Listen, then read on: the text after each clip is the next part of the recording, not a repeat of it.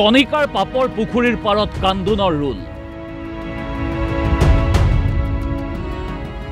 কিয় জীৱনটোলৈ সেই পুখুৰীত জাপ দিয়ে শ্ৰমিকে জীৱনটো হাতৰ মুঠিত লৈ কেই টকা পায় শ্ৰমিকসকলে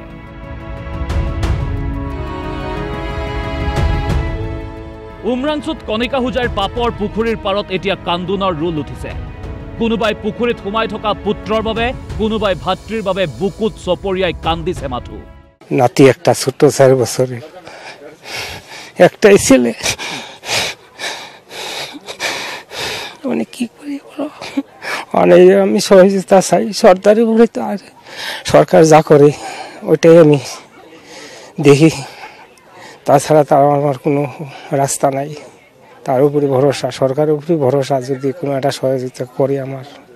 যেটো পাপৰ পুখুৰীৰ বাবে এই সকল শ্ৰমিকে কান্দিবলগীয়া হৈছে সেই পুখুৰীৰ গৰাকীক চৰকাৰে হাত দিব পৰা নাই সন্দেহ বাঢ়িছে সেই পুখুৰীৰ পানী চাগৈ দূৰৰ দিছপুৰৰ হাত দীঘল মানুহেও খাইছিল কি হৈছিল সেই দিনা পুৱা পাপৰ পুখুৰীত নমাৰ পূৰ্বে কেনে আছিল সেই শ্ৰমিকসকলৰ জীৱন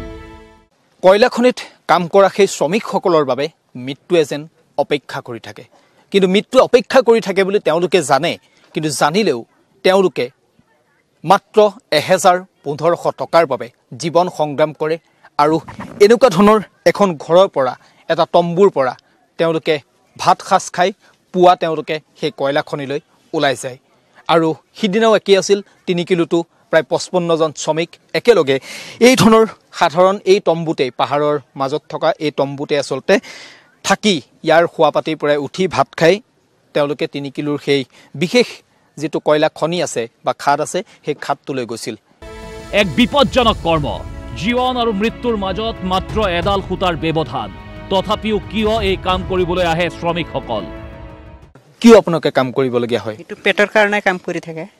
পেটৰ তেতিয়া খাব দিব লাগে তেতিয়া তো কাম নকৰি কিনা উপায় নাই কাম কৰিবও লাগে এটো পেটৰ দুখৰ কাৰণে কাম কৰি আছে যিকোনো মুহূৰ্ততে আহিব পাৰে বিপদ খহি পৰিব পাৰে মাটি সোমাব পাৰে পানী তথাপিও কিয় এই মৃত্যু গহ্বৰে মাতি আনে তেওঁলোকেও কৰিব নিবিচাৰে এই কাম জীৱন জীৱিকাই হাত বাউলি মাতে কণিকাৰ পাপৰ পুখুৰীলৈ দুখ লাগে নাই কেতিয়াবা তেতে দুখ লাগে যেতিয়া গাতত থমা তেতিয়াও দুখ লাগিলেও আৰু কিবা কৰিব কাৰণে নাই ঘৰত লৰা ছোৱালী আছে হিহঁতক খুৱাব লাগে পিন্ধাব লাগে দাদা কিয় কান্দিছে আপুনি মোৰ বায়ৰ লাগিয়া কিয় কান্দিছে আপুনি কিয় আমাৰ বায়ৰ লাগিয়া আপোনাৰ ভাই গৈছে কয়লা কাটব আমাৰ ভাই গেছেন যায়া পৰে মৰছে না এলাম তো পাওয়া গেছে না পাৰত বহি কোনোজনে কান্দিছে পুত্ৰৰ বাবে কোনোজনে কান্দিছে ভাতৃৰ বাবে একেলগে সোমাইছিল খনিত তেওঁ উঠি আহিল ভায়েক আহিব নোৱাৰিলে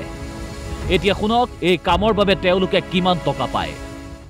কিমান টকা পইচা পায় আপোনালোকে এটো হাজিৰা কৰিলে মানে 2500 মানে এদিনত 1500 এনেকা পায় এদিনত মানে এদিনত কেনেকুৱা ধৰণে পইচাটো দিয়ে আপোনালোকক কিমান খান্দিব লাগে কয়লা মানে এটো হিচাপ আছে এক গাড়ী আনিলে 150 টকা এক গাড়ী মানে কেনেকুৱা গাড়ী কিমান গাড়ী এই ট্ৰেইলাৰৰ যেটো গাড়ী এক গাড়ীত কিমান 200 টকা আছে 150 টকা আছে এনেকা দিনটোত কিমান খান্দিব পাৰে পাৰিব মানে 15-20 গাড়ী খান্দিব পাৰে এজন মানুহে টোটাল কিমান পায় 2000 টকা পায় দিনটোত প্ৰাণটো হাতৰ মুঠিত লৈ তেওঁলোকে কয়লা খান্দে আৰু ঠেলাত ভৰাই কঢ়িয়ায় ঠেলাৰ চকৰি যিমানে ঘূৰে সিমানে কণিকাই পইচা ছটিয়ায় মই দেখুৱাম আসলতে তেওঁলোকে সেই যে 1500-2000 টকাটোৰ কাৰণে জীৱন সংগ্ৰাম কৰে তেওঁলোকে কি পায় আসলতে দিনটোত এনেকুৱা এখন ঠেলা থাকে এনেকুৱা এখন ঠেলা হয় এনেকুৱা এখন ঠেলা থাকে 10 ইঞ্চিৰ 14 ইঞ্চিৰ আৰু এই ঠেলাখনতে তেওঁলোকে আসলতে কয়লা ভৰাবলগীয়া হয় এখন ঠেলা যদি তেওঁলোকে সম্পূৰ্ণ কৰে তেন্তে তাত তেওঁলোকে 100 পৰা 150 টকা পায় এখন ঠেলাত আৰু তেওঁলোকে আসলতে পৰিয়ালটো চলাবৰ বাবে তেওঁলোকে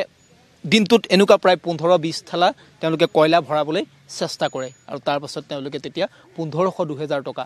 10-12 জন শ্ৰমিকে জীৱন বিপদাপন্ন কৰি পাহাৰৰ মাজৰ পৰা বাহিৰলৈ ওলাই নহা খবৰবোৰ আজি বাহিৰলৈ আনিলে কিন্তু তাৰ পিছত কি হ'ব আকৌ চলিব এই মৃত্যু গহ্বৰত ধনৰ সন্ধান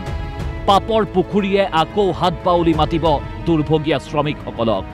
বাহিৰলৈ ওলাব নোৱাৰা জীৱন কেইটা মাটিৰ লগত মিলি যাবলৈনো কিমান সময়ৰ প্ৰয়োজন উমৰাংচুৰ পৰা কেমেৰা পাৰ্চন তপনৰ সৈতে বিক্ৰম বৰা আৰু টুটু নিগমৰ ৰিপৰ্ট DY365